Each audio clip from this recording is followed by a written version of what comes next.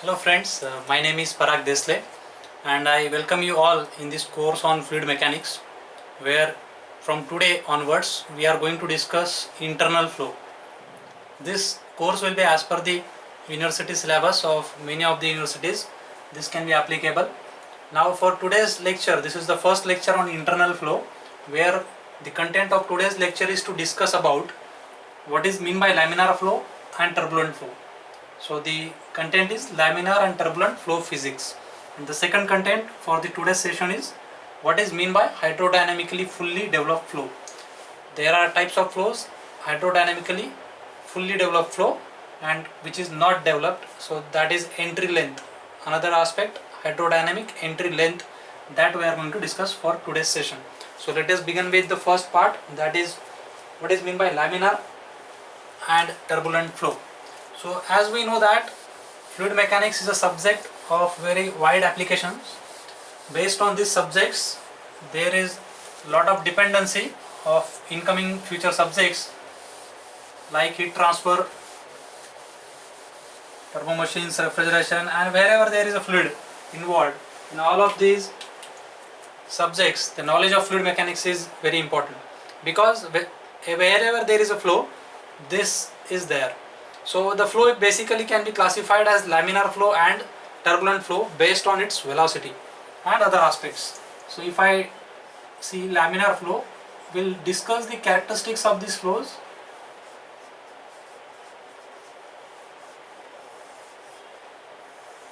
And turbulent flow. As I said, this is very important because every application will have the flow either between these two. Either it will be laminar or turbulent. So we must understand that what is the flow physics of this kind of flows. So roughly you can say that this is a low velocity flow.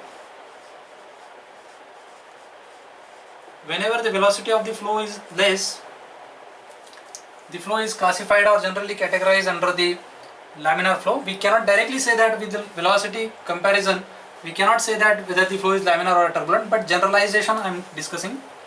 In detail we will discuss later. There is a number called Reynolds number that will decide the difference between turbulent and laminar, but roughly we can say that this will have high velocity.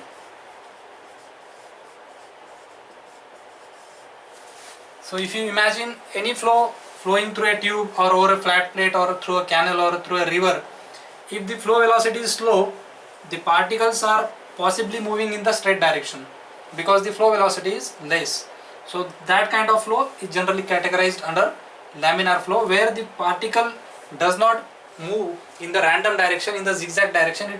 It tries to maintain its path in the straight way, and that is another the word itself says that it moves in the form of laminas.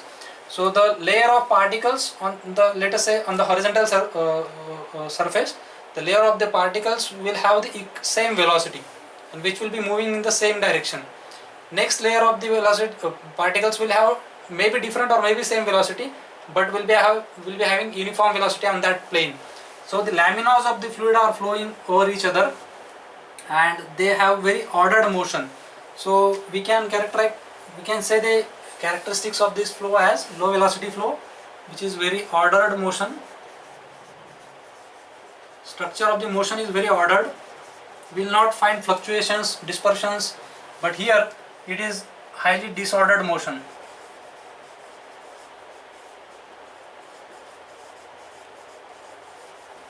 So the fluid particles in turbulent flow will move in the zigzag direction, random direction. The prediction of the path of the fluid particle is difficult. Here we can predict the path. It is almost straight or it is almost parallel to each other. Particle of the two path of the two particles is almost parallel to each other, and that can be defined by a streamline. What is streamline? You might have studied in the previous sessions of the fluid mechanics, where we can define the streamline as a curve or line where if you draw the tangent, it gives the local instantaneous velocity. So that streamlines are generally straight and parallel. As I said, are straight and parallel. But on the other side, streamlines will be of zigzag nature, means the fluid particles will move in the random direction. So the streamlines could be of zigzag way. Here the streamlines will be parallel to each other. If the fluid is flowing through a tube or over a plate, the one particle will flow in its own lamina. Okay, so this is very structured ordered motion where velocity is less. This is not ordered, this highly disordered motion with zigzag particle path. And this, in this kind of flow, if whatever the energy at the inlet of the flow will be same as the exit, because the loss is less because of less momentum transfer. So it has low momentum transfer. What is meant by momentum? It is mass into velocity. Since the velocities are low, the product of mass and velocity, that is momentum, we generally say, that transfer from one molecule to other molecule is less, and because of which the loss of energy is less. On the other hand, you can write down the corresponding points that here the momentum transfer will be high because the particles are moving in the random directions, they can collide over each other, the possibility of collision is high, and because of which they will transfer their energy to the other molecule, that is they are transferring the momentum to their the besides molecule. So that is why momentum transfer is high.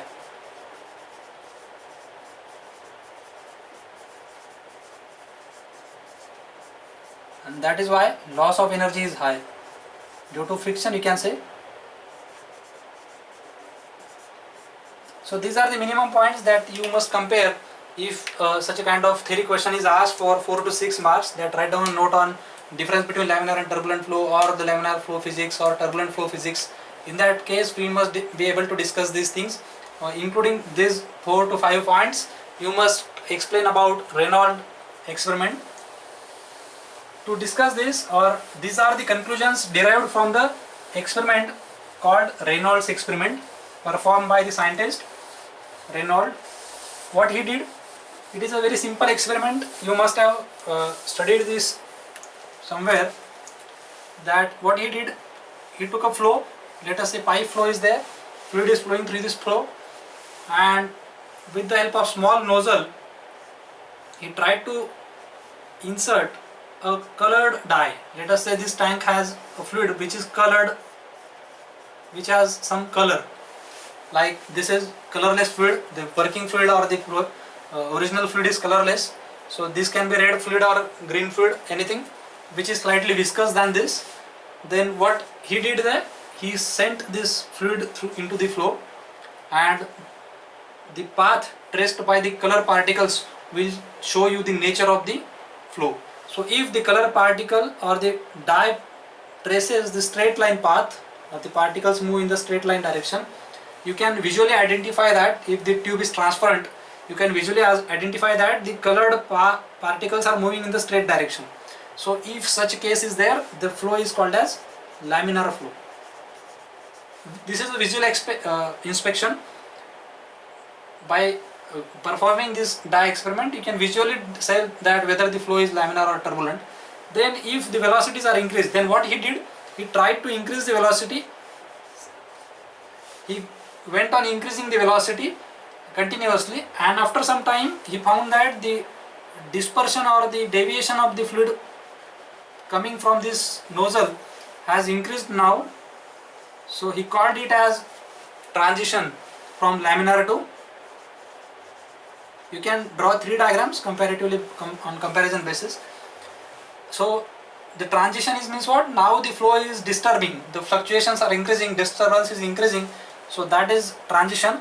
And later on, when the velocity became sufficiently high, the dye coming out of this nozzle got very hugely disturbed and dispersed also, means the dye got diminished after the certain period of time or certain length of the flow. It got completely diffused into the fluid, and that kind of flow is named as turbulent flow. Now these are the visual experiences or visual, is it correct? Turbulent, yes. Visual inspections, but this is not possible for every case, like in practical flow. So if you want to identify that the flow is turbulent or laminar, this is not the way to identify it. So for that purpose, from the dimensional analysis, a number is derived, a dimensionless number called as Reynolds number. This derivation is there in the chapter where we discuss dimensional analysis. So from that dimensional analysis, we have got a number which is dimensionless, means the ratio of same quantities, and that ratio is nothing but inertia force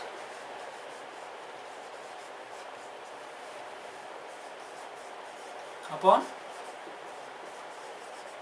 viscous force, and that mathematical expression for that is rho v LC upon mu. Now what are these quantities? I will discuss. So what is this inertia force? If the fluid is flowing in this tube, what is inertia force? The force because of its mass. Yes. So fluid is moving in the forward direction, the mass is moving in the forward direction. What is inertia? It does not allow it to stop. So it is applying the force in the forward direction. So if that force application, amount of force in the forward direction is high, then in that case, you may experience a high Reynolds number, or fluid may be disturbed. And viscous force is what? The force which tries to resist the flow. So viscous force is in opposite direction, so that is inversely proportional. So if the viscous force is high, the Reynolds number will be less, so the flow will be slow, or flow will be laminar. So this is the significance of the ratio. So viscous force tries to oppose the flow, and inertia force tries to push the flow in the forward direction.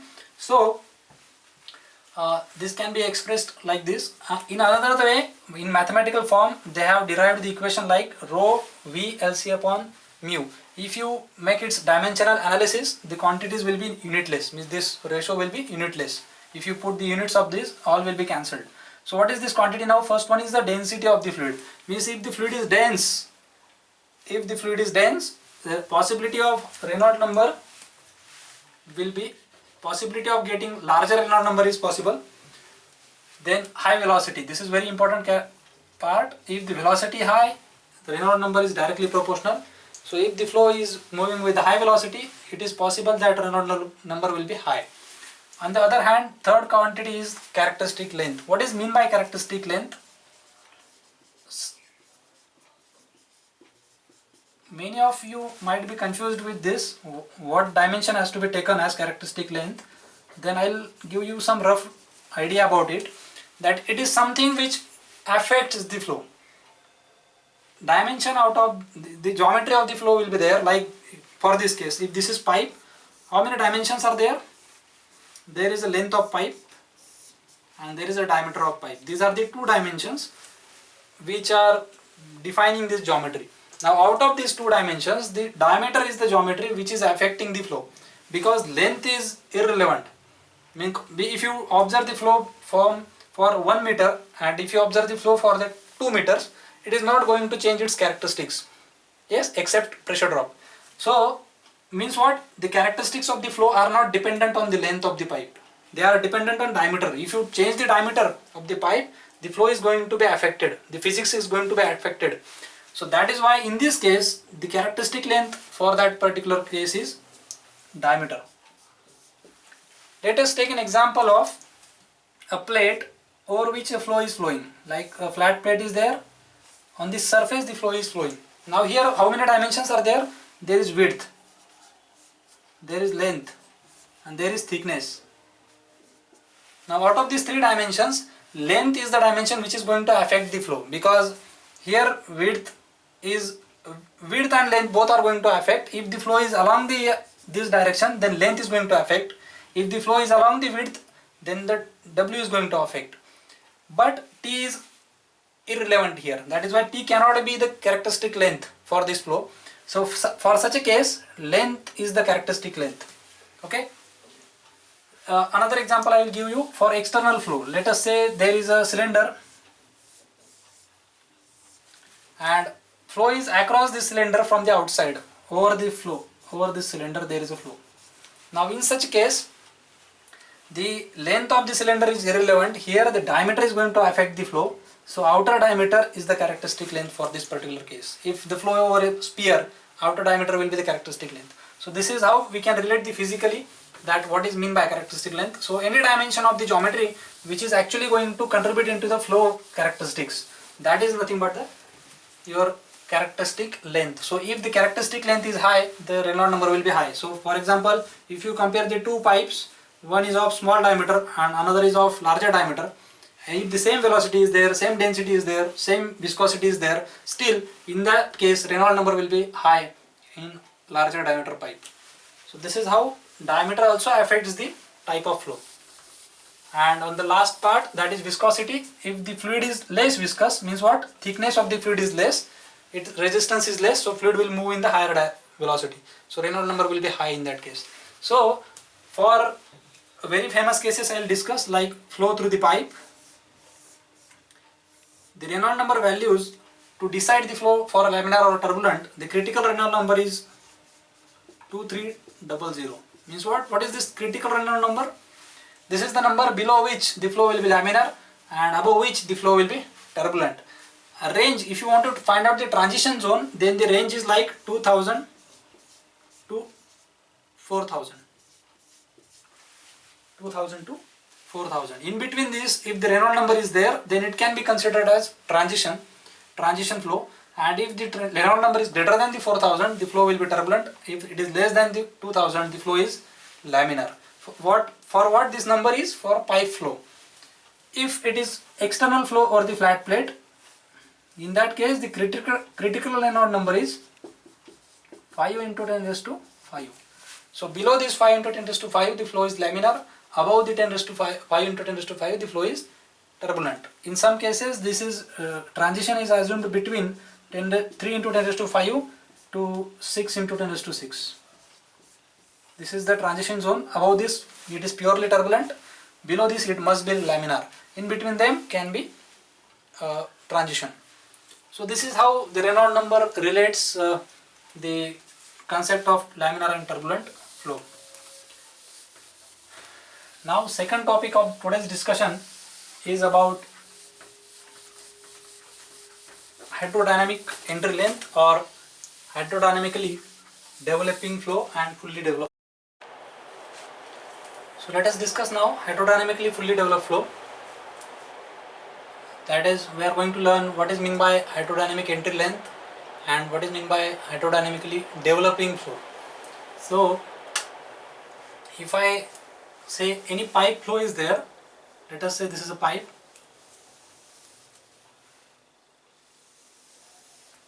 and I want to make some experimentation in this pipe. So whatever experimentation I want to do, I'll check the properties of the flow, that are velocity, temperature, all the properties of the flow. If I try to check, I'll find a difference between the two regions. First is the initial region, some entry length is there.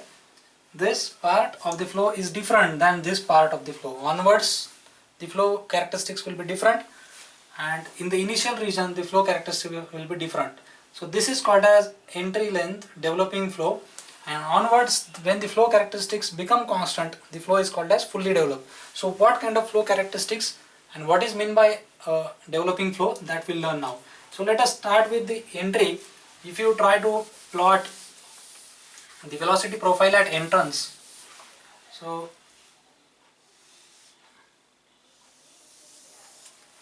what is meant by velocity profile? Let us say this is entry of the pipe.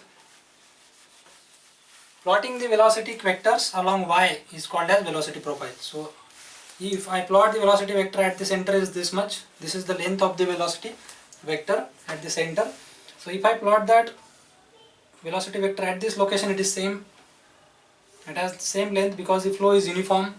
The approaching flow is uniform. We are assuming that the whatever fluid we are going to supply, that will have uniform flow, means uniform velocity across the section. So this is our assumption. This will be applied externally. So external pressure gradient is applied, negative pressure gradient. What is meant by negative pressure gradient and what is meant by external pressure gradient, that you will understand in the subsequent lectures. So subscribe my channel for the incoming lectures also. So now let us say this is the u velocity of the flow across the, and which is uniform. So if I join the all points of the vector, then this profile is called as velocity profile. Here the velocity profile is vertical and straight because the vectors are same, the flow is uniform. Now what will happen when it enters into the pipe?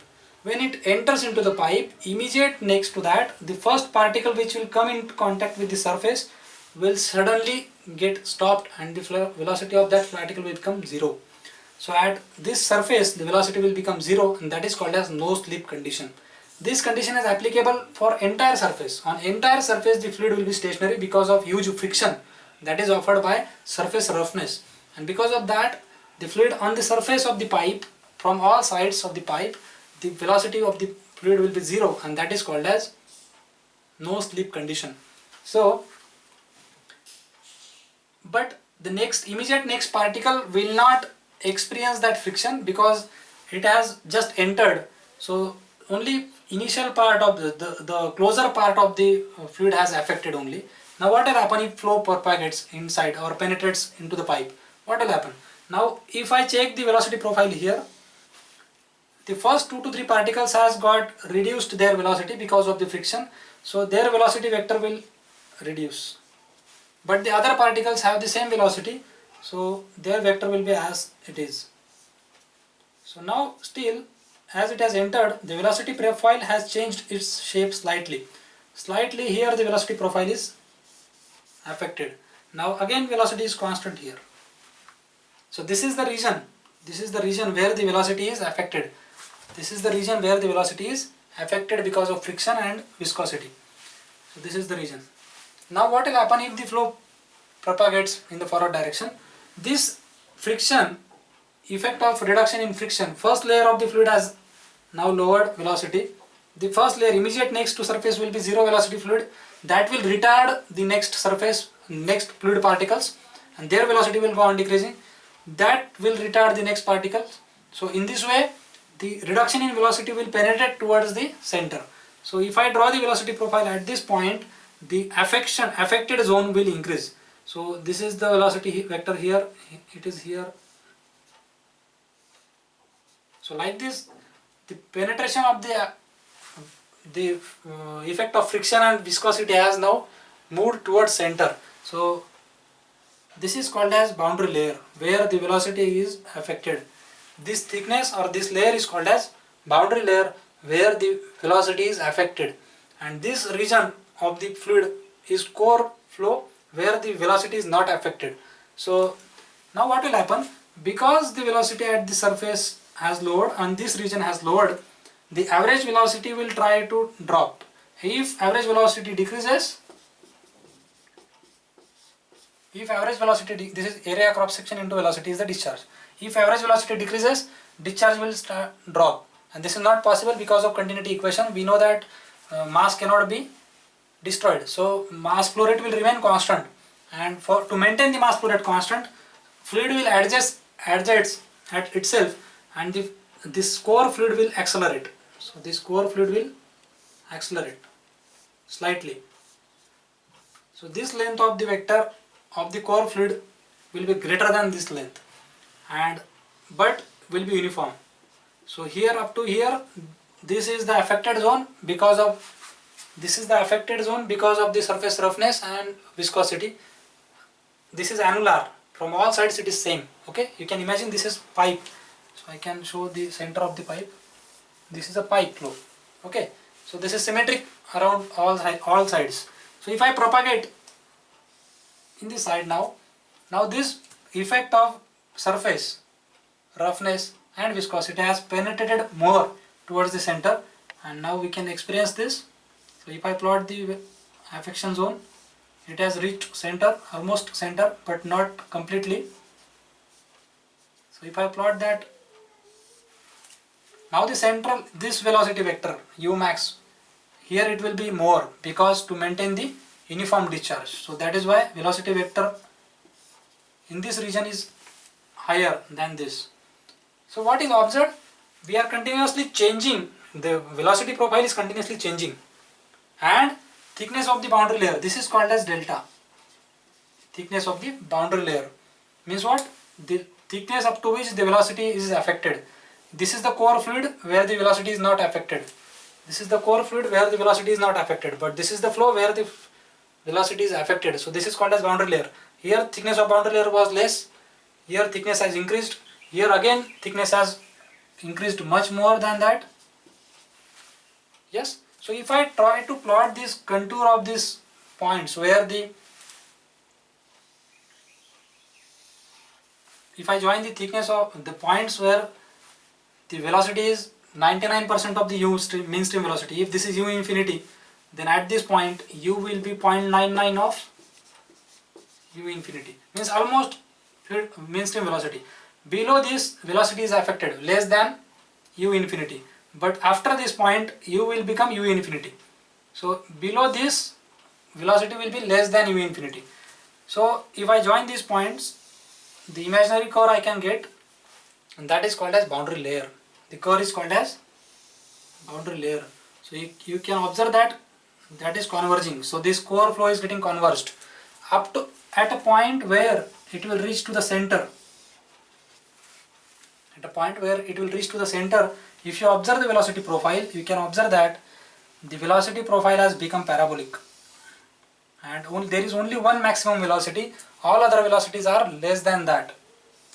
So that indicates that the effect of the surface and viscosity has reached up to center, and that will lead the maximum acceleration of the velocity, and that will u max. In the entire flow, this is the maximum velocity. Even it is greater than this u. So this is u max, and now velocity profile has become parabolic. Thickness of the boundary layer has become radius, and this is called as onwards. The flow is called as developed flow, because onwards, if you check anywhere at any location, the same velocity profile will be obtained. If you check velocity profile at any location, the identical velocity profiles will be obtained, and that will be also parabolic. So every velocity profile will be parabolic. Why it is parabolic? We are going to discuss this in the incoming lectures, where we are going to derive the expression for u. So you will observe that u is the function of r square. So it is square term, that is parabolic. Okay. So we are going to derive this expression. So where we can observe that only one maximum velocity will be there, and that will be at center. All other velocities will be reduced, will be less, and because of the viscosity and friction offered by the surface. And that is why boundary layer thickness will be exactly equal to radius of the flow. Radius of the flow will be same as boundary layer thickness. Okay. So this is called as hydrodynamically developing flow. This region of the flow, initial length of the pipe, is called as developing flow or hydrodynamic entry length. This is called as entry length or hydrodynamic entry length, denoted with LE.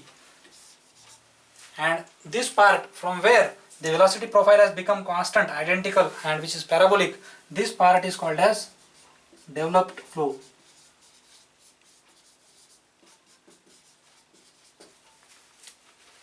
Now we shall learn how to define this developing flow and how to define the developed flow. So with this diagram you can explain there are three things we can list. First is the profile of the velocity, that is velocity profile, that is first. What is that? Velocity. First point, we must compare what is velocity profile. Second point, thickness of boundary layer.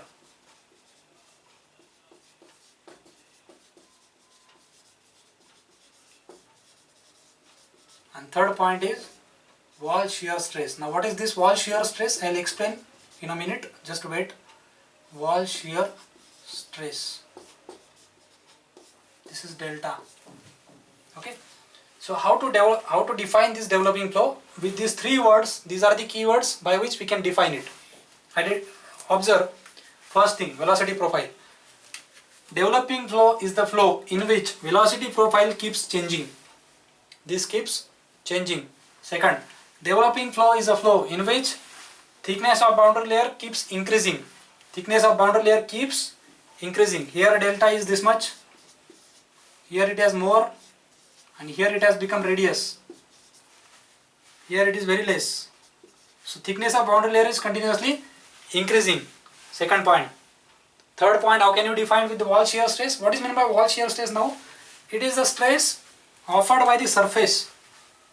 Yes, it is the stress offered by the surface, and we know that what is shear stress? It is with Newton's law of viscosity, it is du by mu du by dy. So it is directly proportional to velocity gradient. So what is velocity gradient? Difference of velocity upon dy. dy is what? This distance. So if you observe at this point, velocity is 0, and the surface, what is the velocity? It is 0. And what is the velocity at center? Maximum. So du by dy is maximum on the surface. As you go away from the surface, du value will go on decreasing. At the center, du is 0. At the center, du is 0. So there is no shear stress at the center. But shear stress will be maximum on the surface.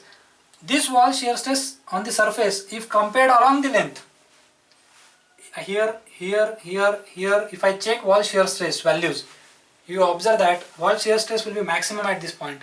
As you will proceed in the flow, wall shear stress will go on decreasing. And if I draw that, so I'll draw the cut section, half section I have drawn. So symmetry part is there.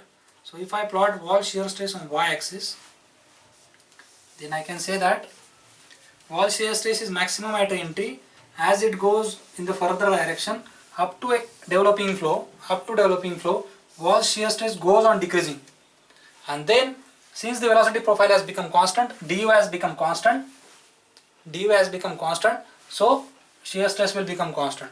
So onwards, wall shear stress is constant. And in this case, du is continuously changing, so wall shear stress is dropping. So in these three ways we can define the developing flow or entry length. How can we define it? Developing flow is a flow where velocity profile keeps changing, where boundary layer thickness keeps increasing, and where wall shear stress keeps decreasing.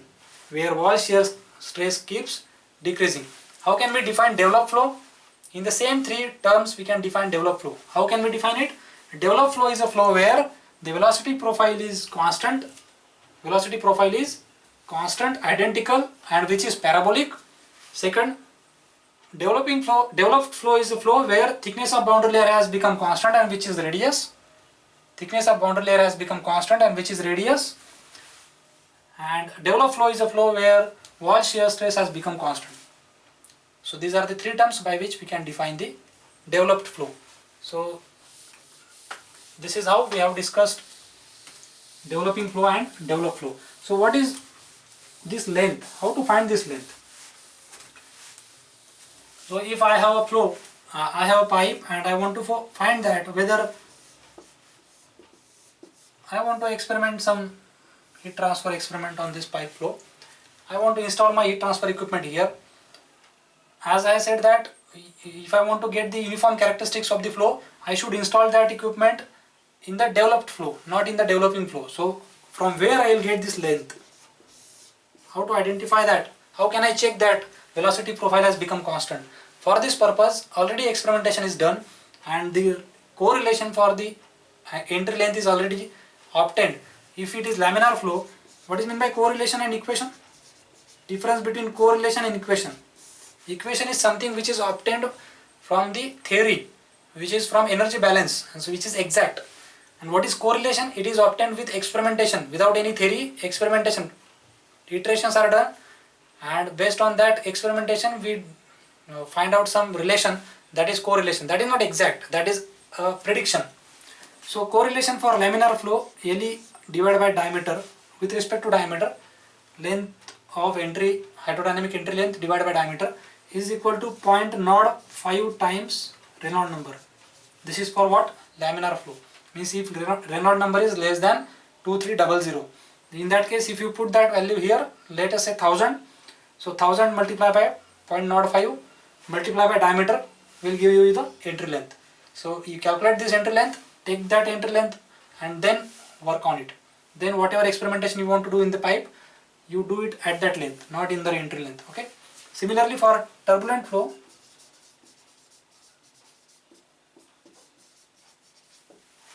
For turbulent flow there is a very famous correlation which is LE by D, entry length upon diameter ratio, it is dimensionless ratio, which is equal to 1.359 RE raised to 1 by 4.